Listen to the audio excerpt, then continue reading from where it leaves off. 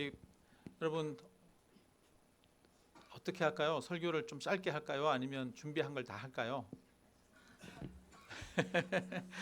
네, 우리 마가복음 12장 1절에서 12절 말씀입니다. 네, 마가복음 12장 1절에서 12절.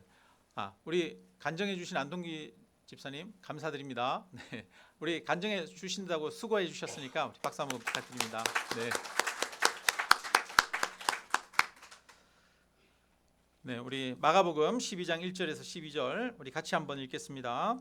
예수께서 비유로 그들에게 말씀하시되 한 사람이 포도원을 만들어 산울타리로 두르고 즙자는 틀을 만들고 망대를 지어서 농부들에게 새로 주고 타국에 갔더니 때가 이르매 농부들에게 포도원 소출 얼마를 받으려고 한 종을 보내니 그들이 종을 잡아 심히 때리고 거저 보내었거늘 다시 다른 종을 보내니 그의 머리에 상처를 내고 능욕하였거늘 또 다른 종을 보내니 그들이 그를 죽이고 또 그 외 많은 종들도 더러는 때리고 더러는 죽인지라.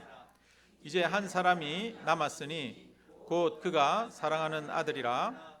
최후로 이를 보내며 이르되 내 아들은 존대하리라 하였더니 그 농부들이 서로 말하되 이는 상속자니 자 죽이자. 그러면 그 유산이 우리 것이 되리라 하고 이에 잡아 죽여 포도원 밖에 내던졌느니라.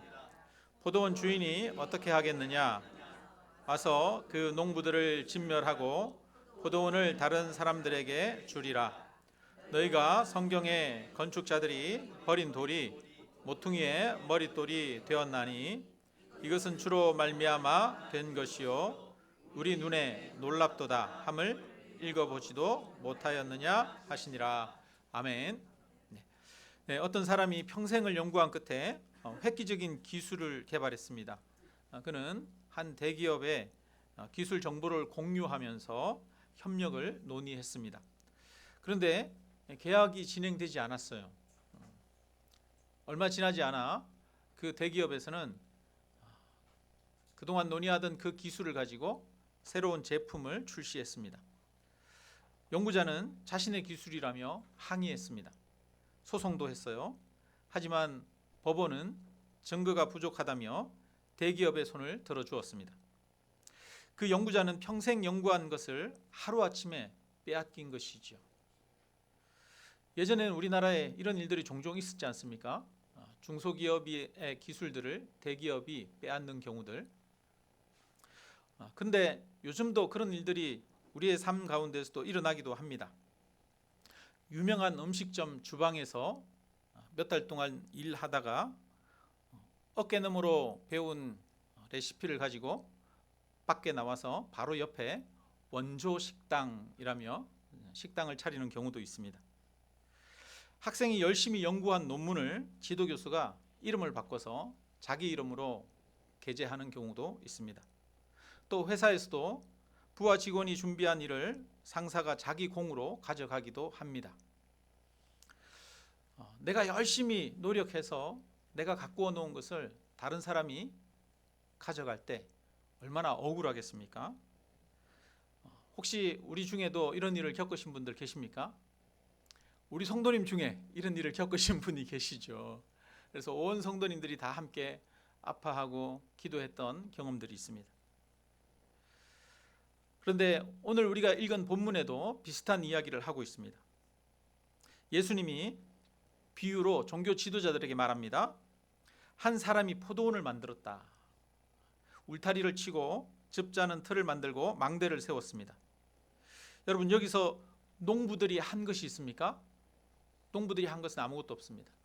주인이 울타리를 만들고 즙자는 틀을 만들고 망대를 세웠습니다. 모든 것은 주인이 완벽하게 갖추었습니다. 여기서 주인은 하나님을 나타내고 농부는 종교 지도자들을 그리고 포도원은 이스라엘 백성들을 상징합니다. 때가 되자 포도원 주인은 이 농부들에게 그 밭을 맡겼다가 종들을 보내어서 소출을 받기를 원했습니다. 그러나 농부는 종을 때리고 빈손으로 돌려보냅니다. 주인은 또 다른 종을 보냈지만 그 종도 모욕하고 죽이기도 합니다. 마지막에는 아들까지도 죽여버렸습니다. 이 이야기는 포도원 주인의 그 포도원을 빼앗는 농부들에 대한 이야기입니다. 이스라엘 백성들의 종교 지도자들이 이런 일을 행하고 있다는 것이죠. 이것이 이스라엘 백성들 종교 지도자들만의 이야기일까요? 여러분, 그렇지 않습니다. 이 이야기는 우리들의 이야기이기도 합니다. 이 말씀을 우리 개인의 삶에도 적용한다면 주인은 하나님이고 농부는 나고 또 포도원은 나에게 주신 삶으로 이해할 수 있습니다. 여러분, 우리가 이 세상에 올 때 가지고 온 것이 있습니까? 우리는 벌거벗은 몸으로 맨몸으로 태어났습니다. 우리가 숨쉬는 공기 만들었습니까? 우리의 부모님을 우리가 선택했습니까? 우리 몸의 세포 하나, 우리의 재능 한 조각도 우리가 만든 것이 아닙니다. 어쩌면 공부 잘하고 뛰어난 학생들은 내가 열심히 노력해서 공부를 잘한다고 생각할지도 모르겠습니다. 그러나 공부를 잘할 수 있는 기초적인 지능을 주신 것은 하나님이시죠. 하나님이 주신 것 위에 내가 조금의 노력을 더한 것뿐입니다. 오늘 성경에서 하나님이라는 주인께서 이미 포도원이라고 하는 완벽한 은혜의 환경을 우리에게 선물로 주셨음을 이야기하고 있습니다. 우리가 하나님을 알기도 전에, 우리가 무언가를 구하기도 전에 하나님은 이미 우리 인생의 울타리를 치시고 우리를 보호할 망대를 세우셨습니다. 그러므로 우리 인생은 당연한 것이 하나도 없습니다. 모든 것이 하나님으로부터 위탁받은 것이며 우리는 잠시 이 포도원을 맡아 가꾸는 청지기로 부름받았을 뿐입니다. 우리는 우리 인생의 주인이 아닙니다. 그런데 나의 인생의 주인이 하나님이라는 것을 우리는 자주 잊어버립니다. 내 인생의 주인이 나라고 생각합니다. 내 인생의 주인이 나였다면 내 인생은 내가 만든 것이어야 했습니다. 그러나 내 인생을 내가 만들었습니까? 내가 만든 것이 아니라 처음부터 맡겨지고 주어진 것들이 너무 많습니다. 우리 인생은 잘 관리하도록 하나님으로부터 맡겨진 것입니다. 그런 얘기 하더라고요. 여러분, 인생이 우리 뜻대로 됩니까? 안 됩니다. 왜 안 되는 줄 아십니까? 우리 인생의 주인이 내가 아니기 때문입니다. 그래서 내 마음대로 안 되는 겁니다. 우리 인생의 주인이 하나님이기 때문입니다. 이런 이야기도 하더라고요. 여러분, 처음 서두에서 열심히 노력해가지고 내가 애써서 쌓아놓은 것을 다른 사람이 빼앗아 갈 때 그 억울함에 대해서 이야기했습니다. 그런데 이제 알고 보니 내가 하나님이 만들어 놓으신 것을 빼앗은 자였습니다. 우리는 나도 억울하게 빼앗겼다고 생각할지 모릅니다. 그런데 우리는 억울하게 빼앗긴 것이 아니라 사실 하나님을 억울하게 하고 우리 자신이 빼앗은 자입니다. 강제로 남의 것을 빼앗는 것을 찬탈이라고 하지요. 여러분, 저와 여러분은 하나님의 것을 찬탈한 사람입니다. 사실 성경은 우리가 하나님의 것을 빼앗은 자라고 이야기하고 있는 것입니다. 이스라엘의 종교 지도자들만이 그런 것이 아니라 우리 모두가 하나님의 것을 나의 것으로 착각하면서 빼앗은 자들이었습니다. 여러분, 내가 내 인생의 주인이 되어서 살면 행복할까요? 아니면 내 인생의 주인은 하나님이시라고 고백하며 청지기로 사는 것이 행복할까요? 내 인생은 나의 것이라고 스스로 외치며 주인 되려 할 때 우리 삶에는 필연적으로 여러 가지 고통이 따라옵니다. 첫째는 끊임없는 비교와 시기에 지옥에 빠집니다. 내 인생이 내 것이라고 믿는 순간 우리는 옆 포도원의 울타리와 내 울타리를 비교하기 시작합니다. 왜 저 집의 포도원은 더 크지? 왜 저 집의 포도원은 더 많은 소출이 나오지? 이렇게 비교하게 되겠죠. 내 거니까. 여러분, 근데 포도원이 내 게 아니에요. 나는 청지기예요. 그러면 포도원이 큰 게 좋습니까? 작은 게 좋습니까? 청지기가 되는 순간 내가 주인이면 포도원이 큰 게 좋아요. 큰 게 부럽죠. 나도 저 큰 포도원 가지고 싶다. 그런데 일꾼이에요. 그러면 포도원이 큰 게 좋습니까? 작은 게 좋습니까? 일꾼이 되는 순간 아유, 나는 왜 이렇게 큰 포도원을 줬어? 저 작은 게 더 좋은데? 이런 생각이 들죠. 주인이냐 청지기이냐에 따라서 대하는 태도가 달라지는 거예요. 주인이 되면 끊임없는 비교와 시기에 시달리게 됩니다. 많은 것을 가졌음에도 불구하고 늘 결핍과 불평에 시달리게 됩니다. 반면 청지기는 옆 포도원의 수확이 내 것보다 많아도 질투할 필요가 없습니다.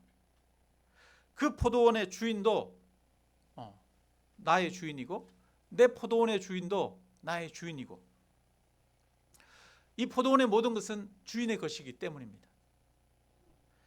저도 가끔 큰 교회 목사님이 부러울 때가 있습니다.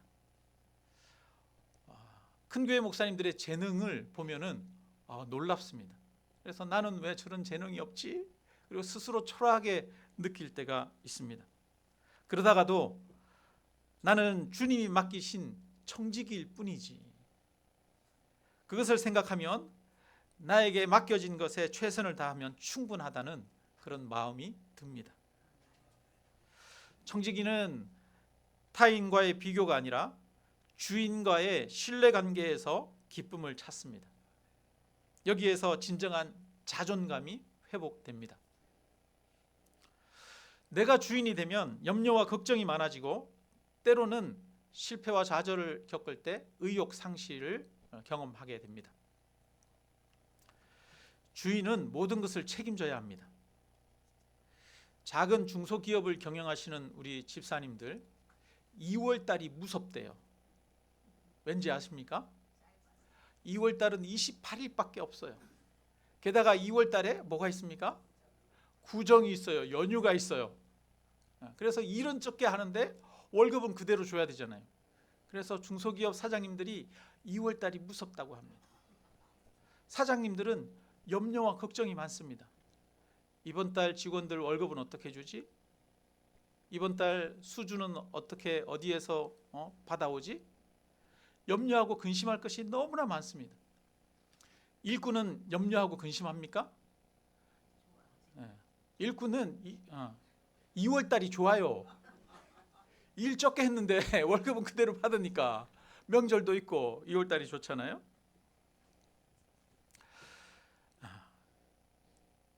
우리 인생이 내 것이라고 생각하고 내가 주인이라고 생각하면 우리는 염려와 걱정과 근심에 시달릴 수밖에 없습니다. 그러나 청지기는 어려움이 닥쳐도 당황하지 않습니다. 주인에게 달려가서 말하면 됩니다. 주인님, 포도원에 벌레가 많습니다. 주인님, 포도원에 가뭄이 들었습니다. 어떻게 할까요? 최종 책임은 주인에게 있습니다. 그래서 청지기는 여러 가지 어려움 속에도 평안을 누립니다. 그렇다면 우리 인생의 주인이 누구십니까? 하나님이 주인이시잖아요. 하나님이 내 인생의 주인이라고 하는 그 고백은 우리를 염려와 두려움에서 해방시킵니다. 어떤 목사님이 오랫동안 교회 개척하고 목회를 했는데 교회가 부흥을 하지 않는 거예요. 너무 힘든 거예요. 그래가지고 하나님한테 기도했대잖아요. 하나님, 이 교회 부흥 안 되게 하시면 하나님이 손해지 뭐 내가 손해입니까? 하나님 마음대로 알아서 하십시오. 나는 내가 할 일만 하면 되지 뭐. 이랬다는 거 아닙니까? 여러분, 우리 인생도 여러분 나의 것이 아닙니다. 그러니 우리도 하나님이 하게 하시는 것을 하기만 하면 되는 줄로 믿습니다. 그 결과는 하나님께 맡기면 됩니다. 그러니까 주인이 되는 것이 행복합니까? 청지기가 행복합니까? 청지기가 행복합니다. 포도원을 내 것이라고 생각한 농부들은 주인이 보낸 사람을 때리고 그 아들을 죽였습니다. 내 것을 지키기 위해서는 다른 사람을 쫓아내고 죽여야 하는 경쟁 관계가 됩니다. 많은 사람들이 내가 살려면 다른 사람을 죽여야 한다고 생각합니다. 내가 가진 것은 내 것이 아님을 아는 사람, 이것은 내가 잠시 맡아서 관리하는 것뿐이야 라고 하는 것을 아는 사람은 손을 펴서 이웃을 돕는 것이 아깝지 않습니다. 다른 농부들을 경쟁자가 아니라 함께 포도원을 일구는 동력자로 여기게 됩니다. 내가 가진 것을 나눔으로 주변에는 사랑의 공동체가 형성됩니다. 내 인생의 주인이 하나님이시라는 것을 알면 주인 되신 하나님이 내 인생을 인도하시고 이끌어 가신다는 것을 믿을 수 있습니다. 그래서 나에게 주어진 작은 일, 초라한 일, 크지 않은 일조차도 그 가운데 하나님의 뜻하심이 있음을 믿고 작은 일을 소중하게 여기며 살아갈 수 있습니다. 포도원 주인은 여러 번 종들을 보낸 후에 마지막으로 아들을 보냅니다. 그러나 농부들은 그 아들을 잡아 죽여 포도원 밖에 던졌습니다. 예수님은 이 비유를 통해서 자신이 종교 지도자들의 손에 잡혀 십자가에서 죽으실 것을 보여주십니다. 종교 지도자들은 하나님의 아들마저 죽였습니다. 왜요? 자신들이 주인 되기 위해서. 하나님을 섬긴다고 하는 종교 지도자들이 하나님을 쳐 죽인 것입니다. 오늘날 사람들도 자신의 인생의 주인이 되어 다시 예수님을 십자가에 못 박습니다.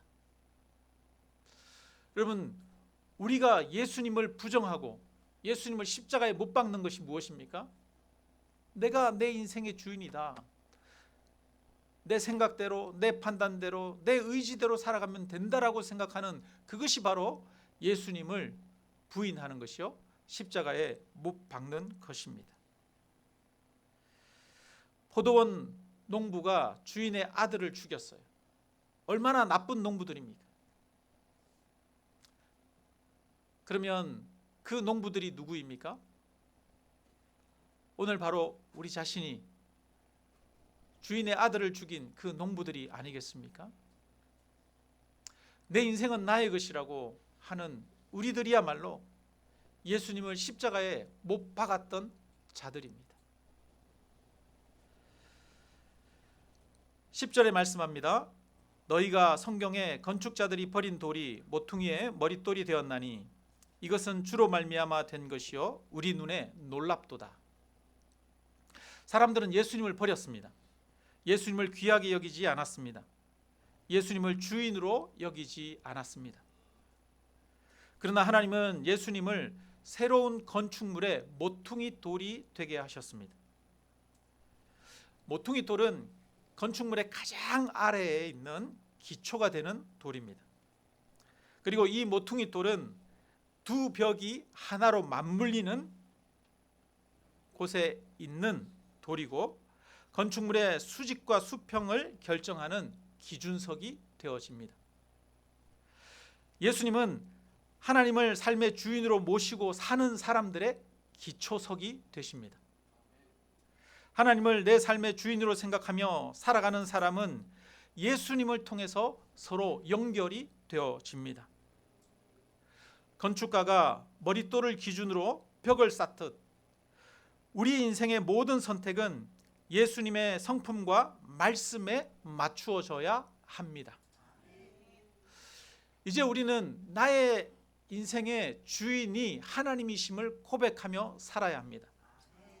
그러면 어떻게 하는 것이 구체적으로 내 인생의 주인이 하나님이시라고 고백하면서 살아가는 인생입니까? 그것은 예수 그리스도의 말씀에 기초해서 살아가는 것입니다. 예수 그리스도가 나의 삶의 기준이 되는 것입니다. 내 생각과 내 판단의 기준이 예수님이 되어지고 예수님을 따르고 예수님의 말씀에 순종하는 것이 내 삶의 내 인생은 내가 주인이 아니라 하나님이 주인이십니다 라고 하는 사람의 삶의 모습입니다. 기준이 삐뚤어지면 그 인생의 집은 언젠가는 반드시 무너집니다. 우리가 예수님을 우리 삶의 기초로 삼고 살아갈 때 그것이 하나님을 주인으로 섬기는 삶이고, 그렇게 살아가는 삶을 하나님은 견고하게 세우십니다. 모퉁이 돌은 건축물의 꼭대기에서 빛나지 않습니다. 가장 낮은 곳에서 두 벽을 연결하고 하중을 견뎌냅니다. 우리 그리스도인들도 세상에서 주인공이 되려고 하기보다는 갈등이 있는 곳에 낮은 곳으로 가서 연결하고 소외된 이웃을 지탱해주는 작은 돌들이 되기를 바랍니다. 여러분, 우리의 소유권이 누구에게 있습니까? 하나님에게 있습니다. 내 인생의 주인이 누구십니까? 하나님이십니다. 이제 내 인생의 등기를 하나님께 내드려야 합니다. 여기에 황세연 이렇게 내 이름을 쓴 것이 아니라 여기에 다른 이름을 써야 됩니다. 누구의 이름이요? 예수님에서 나의 주인이 예수님인 것을 고백하는 그런 우리 모두가 되시기를 바랍니다. 내 삶의 주인의 자리를 예수님께 내어드려서 나의 재능, 나의 시간, 내 자녀, 내 건강, 내 가족, 나의 물질이 하나님의 것임을 인정하며 하나님께 드립시다. 청지기는 결과에 책임지지 않습니다. 청지기는 오직 성실하게 일할 뿐입니다. 결과는 주인이 책임져 주십니다. 우리가 청지기가 되어 우리의 삶을 하나님 앞에 온전히 내어 맡기며 따를 때 하나님이 주와 여러분의 삶을 인도하시고 책임져 주실 줄로 믿습니다. 청지기의 삶을 살아가기를 주님의 이름으로 축원합니다. 우리 함께